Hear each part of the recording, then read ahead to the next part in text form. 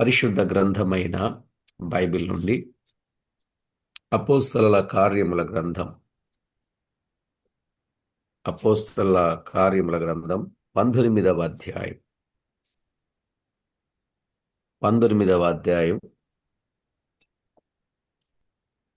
15వ వచనము నుండి 20 వచనాలు చదువుకుందాం. 19వ అధ్యాయం 15 నుండి 20 వచనాలు. అందుకు ఆ దయ్యం, నేను యేసును గుర్తెరుగుదును, పౌలును కూడా ఎరుగుదును గాని మీరెవరని అడుగగా, ఆ దయ్యము పట్టినవాడు ఎగిరి వారి మీద పడి వారిని ఇద్దరిని లొంగదీసి గెలిచెను. అందుచేత వారు దిగంబరులై గాయము తగిలి ఆ ఇంట నుండి పారిపోయేరి. ఈ సంగతి ఎఫెసులో కాపురమున్న సమస్తమైన యూదులకును గ్రీసు దేశస్థులకును తెలియవచ్చినప్పుడు వారికందరికీ భయము కలిగెను గనుక ప్రభువైన యేసు నామము ఘనపరచబడెను. విశ్వసించిన వారు అనేకులు వచ్చి తాము చేసిన వాటిని తెలియజేసి ఒప్పుకొనిరి. మరియు మాంత్రిక విద్య అభ్యసించిన వారు అనేకులు తమ పుస్తకములు తెచ్చి అందరి ఎదుట వాటిని కాల్చివేసిరి. వారు లెక్క చూడగా వాటి వెల 50,000 వెండి రూకలాయెను. ఇంత ప్రభావముతో ప్రభు వాక్యము ప్రబలమై వ్యాపించెను. చదవబడిన ఈ లేఖన భాగము కొరకై ప్రార్థన చేసి వాక్యాన్ని విందాం. ప్రార్థన చేసుకుందాం. మహామహిమ కలిగిన మా దేవ, సర్వాధికారి అయిన మా ప్రియ ప్రభువా, స్తోత్రపాత్రుడా, పూజనీయుడా, వేల్పులలో గనుడా, మీ ఘననామానికి వందనాలు, స్తోత్రాలు, స్తుతులు చెల్లిస్తున్నాం. చదవబడిన లేఖన భాగమును దీవించండి. మా అందరితో తేటగా, సూటిగా, స్పష్టంగా మాట్లాడండి. మీకు రావలసిన మహిమ ప్రభావములను మీరు ఆరోపించుకొనమని కోరుచు. మా ప్రాణనాథుడు, ప్రియుడు, మా రక్షకుడు, మమ్మును ఏమాత్రము విడువక ఎడబాయక కృపజూపుచు మా పక్షముగా మేలు చేస్తూ మా జీవితంలో మరొక నూతన దినమును జతచేసి పెందలకడనే ప్రభువా మీ పాద సన్నిధికి చేరి మీ వాక్కులు వినగోరే భాగ్యం మాకు అనుగ్రహింపజేసినందుకు కృతజ్ఞతాస్తుతి స్తోత్రములు, వేలాది వందనాలు మీ నామమునకే చెల్లించుచు, మా ప్రాణనాథుడు, ప్రియుడు, మా రక్షకుడు, మమ్మును ఎంతో ఎక్కువగా ప్రేమించి విడువక ఎడబాయక కృప చూపించి మా పక్షముగా మేలు చేసి మా ప్రభు అయిన యేసు క్రీస్తు అతి శ్రేష్టమైన అమూల్యమైన నామమున స్తోత్రము చెల్లించి స్తుతించి ప్రార్థించి మిక్కిలి వినయముగా బ్రతిమిలాడి వేడుచూ ఉన్నాం మా పరమ తండ్రి. ఆమేన్. ప్రభునందు ప్రియులారా, పరిశుద్ధ గ్రంథమైన బైబిల్ నుండి ఎన్నో అమూల్యమైన విషయాలు, ఆధ్యాత్మిక సంగతులు తేటగా మనం విని మేలు పొందడానికి ప్రభు కృప చూపుచూ ఉన్నారు. అందును బట్టి ప్రభువును మనము స్తుతించబద్దులం. మనము చదువుకున్న ఈ వచన భాగాలలో కొంత సంగతి మనకు అర్థమవుతుంది. ఎఫెసులో జరిగిన సేవ,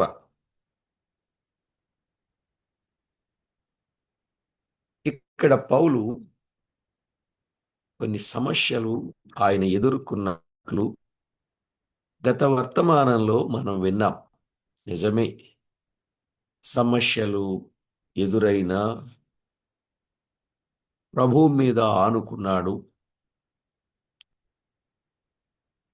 కనుకనే దేవుడు పౌలు చేత అపోస్తలుల వలె అద్భుతములు చేయించాడు. నిజమే, వ్రాతలు పూర్తి అవుతూ ఉండగా ఈ అద్భుతములు జరిగేవి, నెమ్మదిగా ఆగినట్లు, నిలిచినట్లు మనము చూస్తాం. ఆ కారణం కూడా మనం విన్నాం. త్రోఫీము రోగి అయి ఉండగా అతన్ని మిలేతులు విడిచి వెళ్ళిపోయాడు. అంటే అప్పుడు ఆయన కొరకు ప్రార్థన చేసినా అతడు బాగుపడలేదు అని మనం అర్థం చేసుకోవాలి.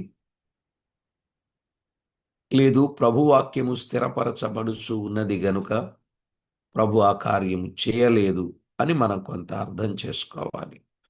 మరొక విషయాన్ని జ్ఞాపకం చేసుకుంటే, తన ప్రియమైన కుమారుడు, నమ్మకమైన కుమారుడు ఎవరండి? తిమోతి. ఆయన కడుపు జబ్బుతో బాధపడుచు ఉండగా, అవును కదా, కడుపు జబ్బుతో బాధపడుతూ ఉండగా ఏమన్నాడు? ద్రాక్షారసము పుచ్చుకో అని చెప్పాడు. అంటే మరి ఆ కడుపు జబ్బు నిమిత్తం ఈయన ప్రార్థన చేయలేదా? మీరే ఆలోచన చేయండి. ఇలాగున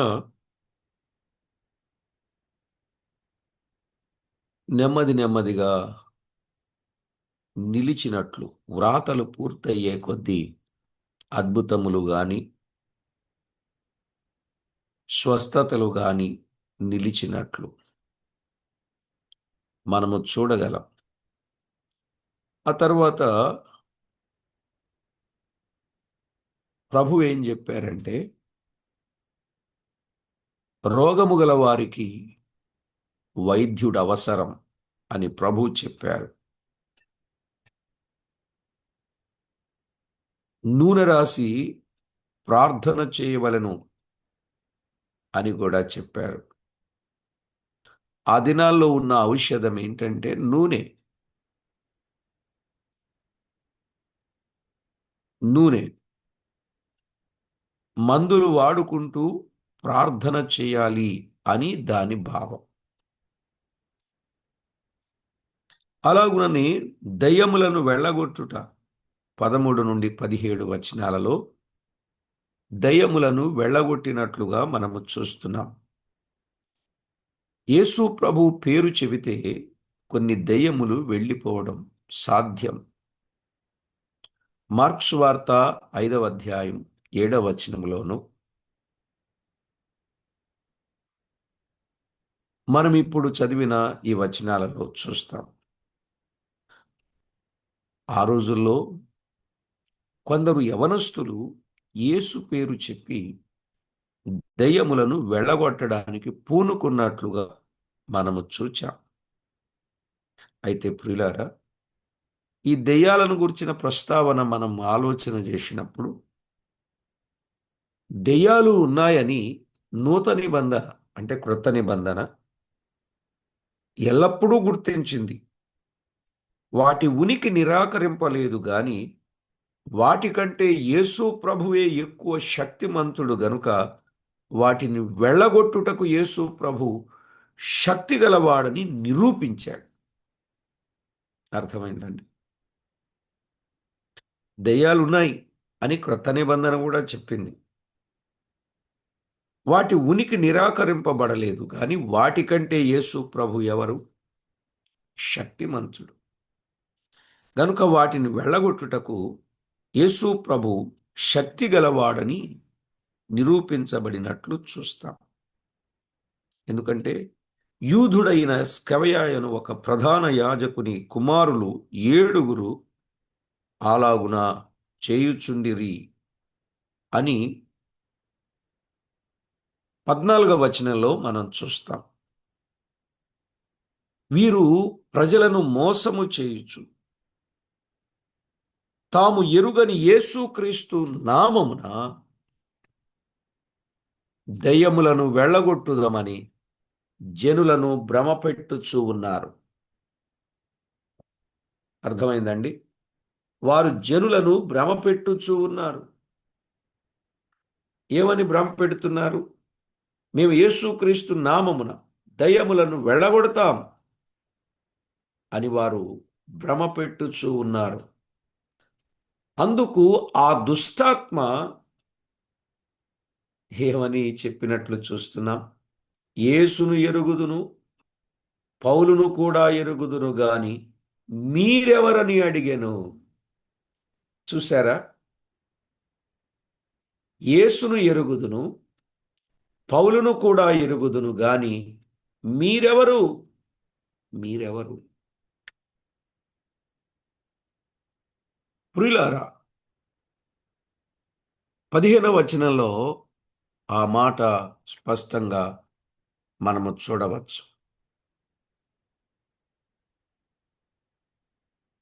యాకోబు రాసిన పత్రిక 2వ అధ్యాయం 19వ వచనములో, మార్కు రాసిన సువార్త 1:23 నుండి 26 వచనాలలో మనము కొన్ని సంగతులు చూడొచ్చు. ఆ దుష్టాత్మ పట్టినవాడు వారిలో ఇద్దరిని లొంగదీసి గెలిచి వారు పారిపోయిరి అని 16వ వచనం. ఆ దయ్యము పట్టినవాడు ఎగిరి వారి మీద పడి వారిద్దరిని లొంగదీసి గెలిచెను. అందుచేత వారు దిగంబరులై గాయము తగిలి ఆ ఇంట నుండి పారిపోయిరి, ఆ ఇంట నుండి పారిపోయిరి అని మనం చూస్తున్నాం. ప్రియులారా, దైవ గ్రంథములో వ్రాయబడిన వాస్తవిక సత్యాలు తేటగా మనము గుర్తించాలి. లేఖనాలలో ఉన్నటువంటి విషయాలు మనం అర్థం చేసుకుని ఆ ప్రియ ప్రభువును ఎంత ఘనపరచాలో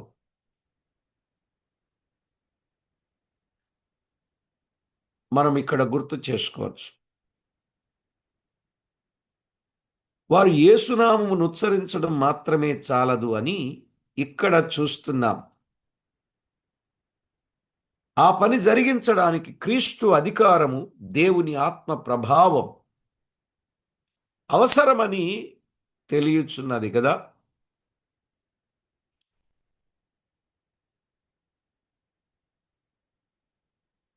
ఆ పని జరిగించడానికి క్రీస్తు అధికారం, దేవుని ఆత్మ ప్రభావం అవసరమని తెలియచున్నది. అలాగే సూచక్రియలు చేయుదుమని ఇతరులను తమ్మును తాము మోసపుచ్చుకుని వారికి ఇది గొప్ప హెచ్చరిక అయి ఉన్నది.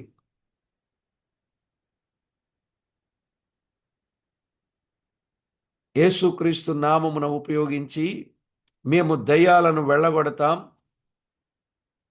మేము అద్భుతాలు చేస్తాం, మేము ఇంకేవేవో చేస్తాం, సూచక్రియలు చేస్తాం, మత్కార్యాలు చేస్తాం, గొప్ప కార్యాలు చేస్తాం, మీకు విడుదల కలిగిస్తాం, ఇలాంటి కబుర్లు చెప్పే వాళ్ళందరికీ ఇది ఒక గొప్ప హెచ్చరిక. కాబట్టి ప్రభునందు ప్రియులారా, యేసుక్రీస్తు నామం వ్యర్థముగా ఉచ్చరిస్తే జరిగేదేంటో మనకు అర్థమైంది. కనుక ఆయన నామాన్ని వ్యర్థంగా ఉచ్చరించకూడదు. ఈ స్కెవయాను అని కుమారులు, ఈ యవనస్తులకు వచ్చిన ప్రతిదండన ఇప్పుడు వెంటనే కలుగదు గాని ప్రభువు వచ్చినప్పుడు ప్రతిదండన తప్పదు. ప్రభువు వచ్చినప్పుడు ప్రతిదండన తప్పదు. తెస్సలోనికలకు రాసిన 2వ పత్రిక 1వ అధ్యాయం 7 నుండి 9 వచనాలు. తెస్సలోనికలకు రాసిన 2వ పత్రిక 1వ అధ్యాయం 7 నుండి 9 వచనాలు. అయితే ఆ యవనస్తులను దురాత్మ జయించుట వలన మంచి ప్రతిఫలము కలిగింది. ఎందుకని? పౌలు ద్వారా దేవుడు ప్రదర్శించిన బల ప్రభావాలు ఎంత గొప్పవో అందరికీ స్పష్టమైంది. అర్థమైందండి? పౌలు ద్వారా దేవుడు చేసిన కార్యాలు ఎంత గొప్పవో ప్రభు ఎవరి పక్షంగా ఉండి చేస్తాడో ఈ విషయాలు మనకు అర్థమయ్యాయి. తన సువార్త వ్యాప్తి కోసం దేవుడు ఇలాంటి వారిని వాడుకొన్నాడు. తన సువార్త వ్యాప్తి కోసం 17వ వచనములో ఈ సంగతి ఎఫెసులో కాపురమున్న సమస్తమైన యూదులకును గ్రీసు దేశస్థులకును తెలియవచ్చినప్పుడు వారికి అందరికీ భయము కలిగెను. కనుక ప్రభువైన యేసు నామము ఘనపరచబడెను అన్నాడు. ఎఫెసులో కాపురమున్న సమస్తమైన యూదులకును గ్రీసు దేశస్థులకు. ప్రియులారా, జీవము గల దేవుని వాక్యములో వ్రాయబడిన వాస్తవిక సత్యం మనకి అర్థం కావాలి. తేటైన విషయాలు, వివరంగా చెప్పబడిన సంగతులు మనము జ్ఞాపకం చేసుకోవచ్చు.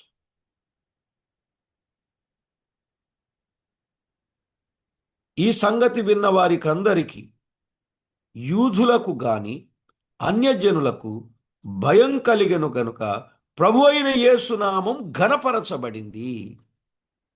అందరికీ భయం కలిగింది. అనేకులు రక్షించబడుటకు అది కారణమాయను. అనేకులు రక్షించబడడానికి కారణాలు కూడా చూడవచ్చు.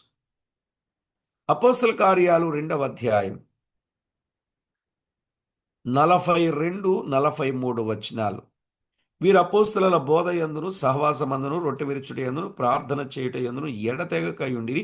అప్పుడు ప్రతివానికి భయము కలిగెను అని 43వ వచనంలో చూస్తాం. ప్రతివానికి భయము, ప్రతివానికి భయం. 2:47 కూడా చదవచ్చు. 5వ అధ్యాయం 14వ వచనం చదవచ్చు. ప్రియులారా, దేవుడు తన కార్యాలను జరిగిస్తూ ఉండగా భయపడిన వారు సంఘములో చేర్చబడి దేవునికి మహిమకరంగా జీవిస్తూ ఉన్నట్లు చూడగలం. ఇక 18 నుండి 20 వచనాలు. అపోస్తల కార్యాలు 19వ అధ్యాయం 18 నుండి 20 వచనాలు. విశ్వసించిన వారు అనేకులు వచ్చి తాము చేసిన వాటిని తెలియజేసి ఒప్పుకొనిరి. మరియు మాంత్రిక విద్యను అభ్యసించిన వారు అనేకులు తమ పుస్తకములు తెచ్చి అందరి ఎదుట వాటిని కాల్చివేసిరి. వారు లెక్క చూడగా వాటి వెల 50,000 వెండి రూకలాయను. ఇంత ప్రభావముతో ప్రభు వాక్యం ఏమవుతుంది? ప్రబలమై వ్యాపిస్తూ ఉన్నట్లుగా చూస్తున్నా.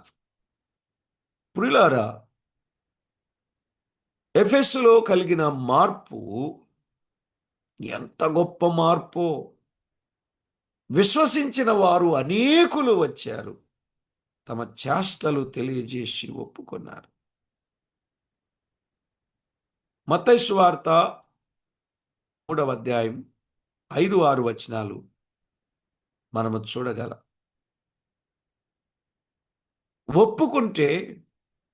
ఒప్పుకొనుట ద్వారా పాపం పరిహరించబడుతుంది. అవునా కదా?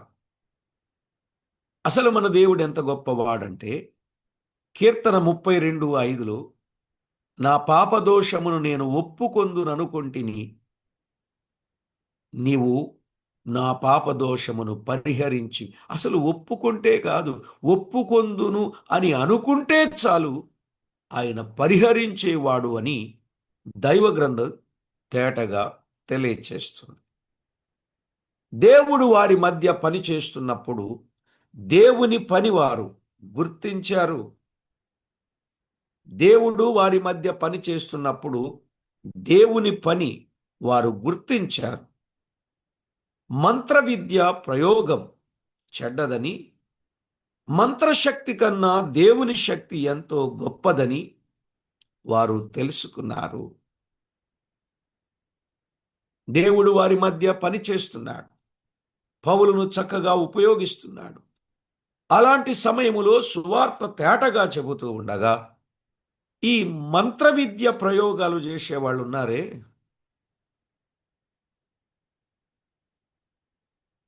ఈ మంత్రశక్తి కన్నా దేవుని శక్తి ఎంతో గొప్పదని వారు తెలుసుకున్నారు. బహుశా నిజదేవుని తెలుసుకున్నారు. వారు మంత్రాలు అనుసరింపకూడదు. మంత్రాలు అనుసరింపకూడదు. ద్వితీయోపదేశకాండం 18వ అధ్యాయం 9 నుండి 11 వచనాలలో మనం చూడవచ్చు. ఏం చేయకూడదు? మంత్రాలు, తంత్రాలు అవి మనకు సంబంధించినవి కావు. మన దేవుని శక్తి ఎదుట అవి ఏమాత్రం ఎన్నదగినవి కావు. కావున ప్రియులారా, దేవుని శక్తిని మనము గుర్తించాలి. ఈ గ్రంథములో మంత్ర విద్యను గూర్చి కనబడుట ఇది మూడవసారి. 8వ అధ్యాయం 9 నుండి 11 వచనాలలో చూచాం. 13వ అధ్యాయం 8 నుండి 10 వచనాలలో చూచాం. మరలా ఇప్పుడు చూస్తున్నాం. 8వ అధ్యాయం 9 నుండి 11 వచనాలలో ఎవరు? గారడి సీమోను. అవును కదండి. గారడి సీమోను చేసిన కార్యాలు మనము చూచాం. ఇక 13వ అధ్యాయములో గారడీవాడైన అబద్ధ ప్రవక్త అయిన బర్యేసు అనేవాడు 13వ అధ్యాయంలో కనబడుచున్నాడు. ఇప్పుడు మాంత్రిక విద్యను అభ్యసించిన వారిలో మంత్రాల చేత ప్రజలను మాయ చేస్తూ జీవనాన్ని కొనసాగిస్తున్న వారు ఇప్పుడు మారిపోయారు. బహుశా బైబిల్లో కొన్ని వచనాలు ఉన్నాయి. మంత్ర ప్రయోగపు కొడుకులారా మీకు శ్రమ అనుంది. మంత్ర ప్రయోగపు కొడుకులారా మీకు శ్రమ. అయినా మంత్రాలకు చింతకాయలు రాలుతాయని ఒక సామెత ఉంది. కానీ ఏంటో ప్రజలు ఆ మంత్రాల వైపే, ఆ తంత్రాల వైపే, ఆ రక్షరేకుల వైపే, ఆ హస్త సాముద్రికము వైపే, ఆ చిలక జ్యోతిష్యం వైపే, ఆ కంప్యూటర్ జ్యోతిష్యం వైపే పోతున్నారు. కానీ రేపు భవిష్యత్తు ఎలా ఉండబోతుందో దేవుడు తేటగా చెప్పగా ఆయన దగ్గరకొచ్చి తమ భవిష్యత్తును తెలుసుకొని తన బంగారు భవిష్యత్తును చిదిమి వేసుకోకుండా, పాడు చేసుకోకుండా, నాశనం చేసుకోకుండా జాగ్రత్త చేసుకుని రేపు ప్రభువు దగ్గరకు వెళ్ళి ప్రభువుతో యుగయుగాలు ఆనందించాలని ఆశ గాని ఆలోచన గాని లేదు మానవునికి. ఈ మంత్రాలు చేసేవాళ్ళు, మాయమాటలు చెప్పేవారు వారి వైపే వెళుతున్నారు. నేను అక్కడక్కడ భూత వైద్యుడు అని చూశానండి. భూత వైద్యులు అని చూశాను. ఈ మధ్యకాలంలో ఒక చోట ఏం చూశానో తెలుసా అండి? హైటెక్ భూత వైద్యుడు అని పెట్టాడండి బోర్డు. ఎవరు? హైటెక్ భూత వైద్యుడు అంట. నిజం. ఇలాంటి వాళ్ళు చాలా మంది ఉన్నారు. ఎక్కడ చూసినా రక్షరేకులని, తావీదులని కదా, దిష్టికాయలని, దిష్టి బొమ్మలని ఏవేవో పెడతా ఉన్నారు. రేపు వీళ్ళందరూ శ్రమపడే రోజు ఒకటి ఉంది. ఇలా చేసిన వాళ్ళకే శ్రమ అయితే అలాగూ వాళ్ళ దగ్గరకు వెళ్ళిన వాళ్ళకి ఉండమంటారా? ఏమండి? ఇలా చేసిన వాళ్ళకే శ్రమ అయితే వాళ్ళని నమ్ముకొని వాళ్ళ దగ్గరకు వెళ్ళిన వాళ్ళకి శ్రమ కాదంటారా? ఈ సంగతి పౌలు చాలా తేటగా, వివరంగా, స్పష్టంగా చెప్పాడండి. ఎప్పుడైతే స్పష్టంగా చెప్పాడో ఆ చెప్పిన సంగతులను అక్కడున్న మాంత్రికులు అర్థం చేసుకుని ఆ మంత్ర విద్య నేర్పిన పుస్తకాలున్నాయే, ఆ మంత్ర విద్యను నేర్పిన ఆ పుస్తకాలను అమ్మితే వచ్చే డబ్బెంతో తెలుసండి? వాటి విలువ 50,000 వెండి రూపాయలు.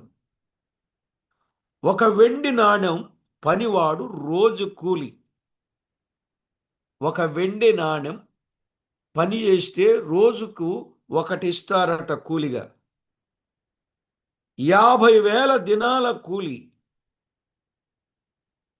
50,000 మంది కూలి ఎంత అవుతుందో ఆ లెక్క మనం కట్టుకొనాలి. 50,000 వెండి రూకలు,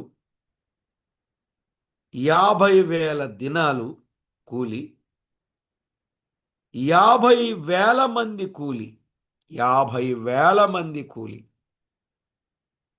ఏమండి?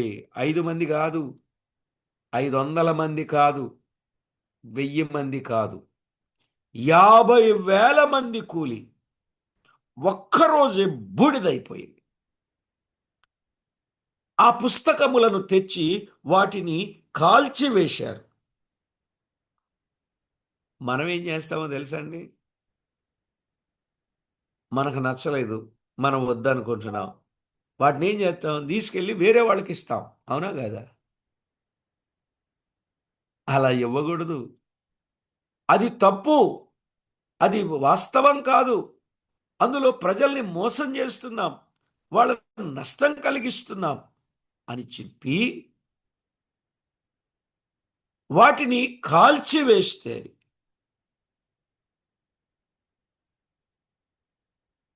ప్రభువు ఎంత మహిమపరచబడ్డాడో చూడండి. ఇక్కడ ఒక విషయాన్ని మీరు జ్ఞాపకం పెట్టుకోవాలి. ఆ రోజుల్లో అంత డబ్బును వారు కాల్చినట్టే అయ్యింది.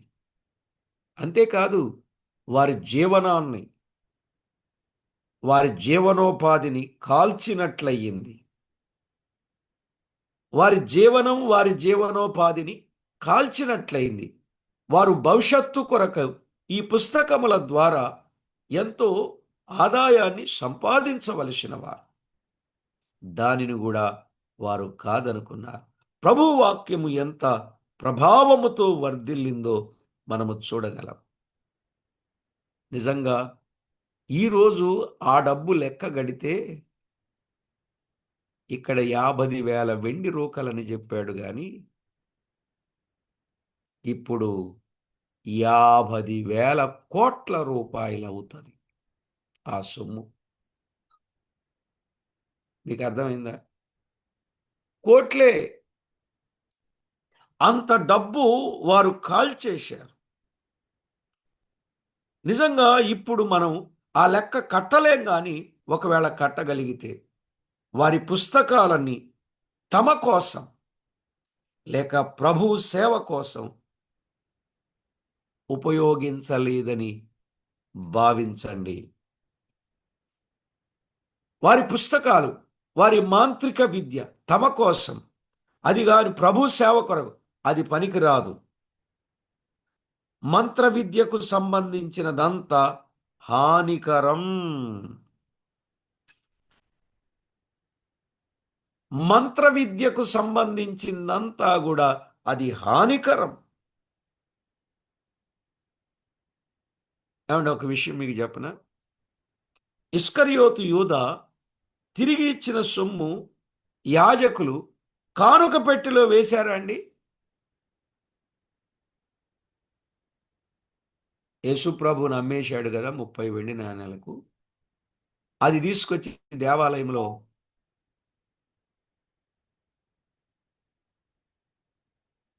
ఇచ్చేసి ఆ సొమ్మును తీసుకొచ్చి పెట్టెలో వేయడానికి చూస్తే వేయనిచ్చారండి? యాజకులు ఆ సొమ్మును పెట్టెలో వేయనీయలేదు. మత్తయి సువార్తలు 27వ అధ్యాయం 4 నుండి 7 వచనాలలో మనము చూడవచ్చు. మత్తయి సువార్త 27 4 నుండి 7 వచనాలలో, మార్కు సువార్త 12వ అధ్యాయం 41 నుండి 44 వచనాలలో, 41 నుండి 44 వచనాలలో మనము చూడవచ్చు. ఆ పుస్తకాలు చెడ్డవని వారు గ్రహించి ఆ పుస్తకాలు నాశనం కావాలనని వారు కోరినారు. నిజమే, వారి దేవుని సత్యం నేర్చుకున్నప్పుడు వారి ఆసక్తి ఎంత మెచ్చదగిందో చూడండి. ఈరోజు దేవుణ్ణి గురించి మనం ఎంత నేర్చుకున్నా ఇంకా ఆసక్తి చాలా మందిలో కనబడకపోవడం అనేది అది విచారకరమైన విషయం. ప్రియులారా, దేవుని పట్ల ఆసక్తి ఎంతో మనకు పెరగాలి, దినదినము పెరగాలి, అనుదినము పెరగాలి, ఆసక్తి పెరగాలి. ప్రభువును గూర్చిన ఆసక్తి, వాక్యమును గూర్చిన ఆసక్తి, దైవ సత్యములను గూర్చిన ఆసక్తి మనకు దినదినము పెరగాలి.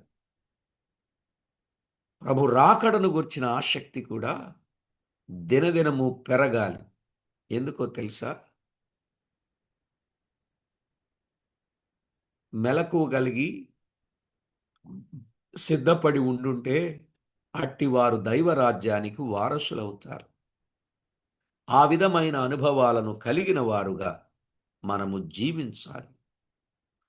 దేవుని వాక్యం ఎంతో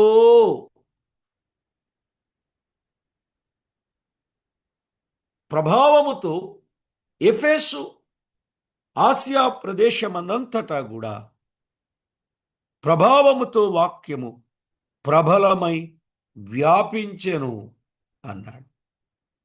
దేవుని వాక్యం ఎంతగా ప్రకటించబడితే అంతగా పని జరుగుతుంది. అర్థమైందండి? దేవుని వాక్యం ఎంతగా ప్రకటించబడితే అంతగా పని జరుగుతుందండి. దేవుని వాక్యం ప్రకటించబడితే అంతగా పని జరుగుద్ది. అవునా కాదా? అపోస్తలుల కార్యముల గ్రంథములో 6వ అధ్యాయం 7వ వచనములో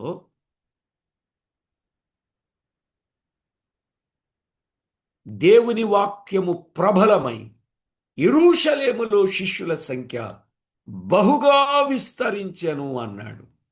అవునా కదా?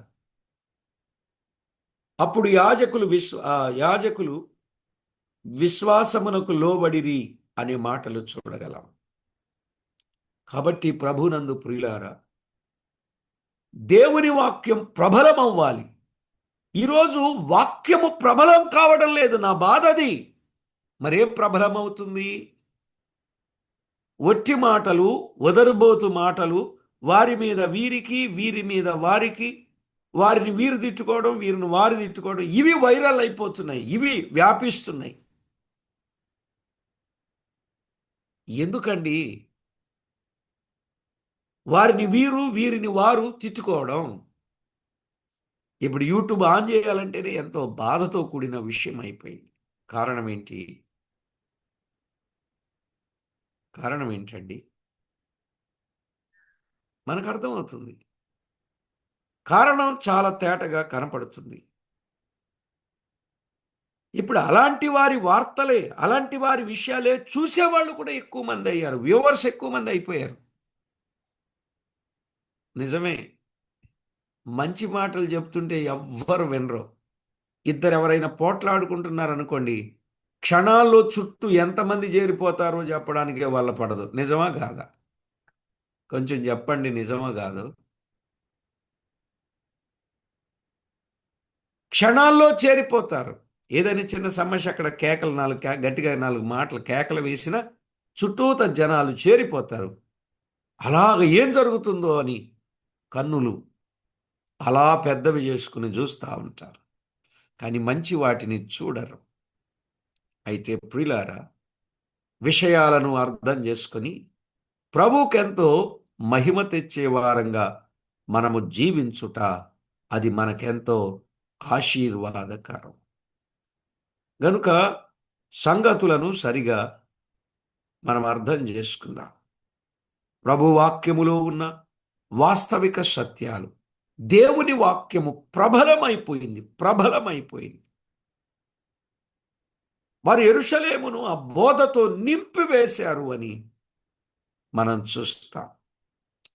ప్రియులారా, ఈరోజు వాక్యాన్ని వాక్యంగా ప్రజల్లోనికి తీసుకుని వెళ్ళాలి. వాక్యాన్ని ప్రజల్లోనికి తీసుకుని ఎప్పుడైతే మనము వెళ్ళగలుగుతామో మన ప్రభువు పైకెత్తబడతాడు. మన ప్రభువు మహిమపరచబడతారు. మన ప్రభువు ఘనపరచబడతారు. మన ప్రభువుకు మహిమ ఆపాదించబడుద్ది. ఆ ప్రయత్నమే మేము చేస్తున్నాం. ప్రియులారా,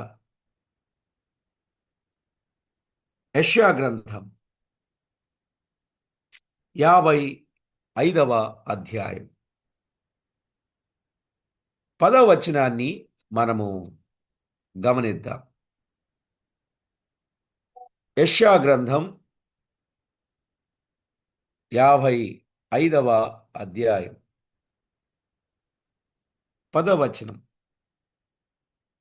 వర్షము హిమమును ఆకాశము నుండి వచ్చి అక్కడికి ఎలాగూ మరలక భూమిని తడిపి విత్తువానికి విత్తనమును భుజించువానికి ఆహారము కలుగుటకై అది చిగిర్చి వర్ధిల్లునట్లు చేయునో అలాగే నా నోట నుండి వచ్చు వచనమును ఉండును. నా నోట నుండి వచ్చు వచనం ఉంటుంది. నా నోట నుండి వచ్చే ఆ వచనం ఉంటుంది అన్నాడు. గనుక ప్రభునందు ప్రియులారా, దేవుని వాక్యములో వ్రాయబడిన మాట, దేవుని వాక్యం ఎంతగా ప్రకటింపబడితే అంతగా వ్యాపిస్తుంది. ఈరోజు విషపూరితమైన మాటలు, అబద్ధాలు విస్తరిస్తున్నాయి. కానీ సత్యం మరుగునే ఉంది. ఈ సత్యం కొరకు సాధనాలుగా మీరు లేవాలి. ఈ సత్యాన్ని ప్రజల్లోనికి తీసుకువెళ్ళడానికి మీరు లేవాలి. అలాగున ప్రతి ఒక్కరూ సత్యం కొరకు నిలిచి పనిచేసేవారుగా ప్రతివారు సిద్ధపడాలని ప్రేమతో మనవి చేస్తూ ప్రార్థన చేద్దాం. ప్రార్థన చేసుకుందాం. తలలు వంచండి. పరిశుద్ధుడవైన మా తండ్రి, పరమందు ఆసీనుడవైన మా దేవ, ఎఫెసులో మీ కార్యం ఎంత ఘనంగా, బలంగా, దివ్యంగా, మీకు మహిమకరంగా జరిగిందో మేము విన్నాం. మా ప్రభువా, కొన్ని వేల రూపాయలు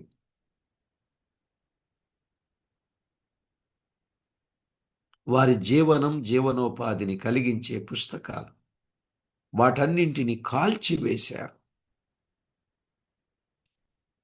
ప్రజల్లో ఎంత మార్పు నాయన! అలాంటి మార్పు ప్రతి ఒక్కరిలో రాగలుగునట్లు మీ కార్యమును చేయమని ప్రార్థిస్తున్నాం.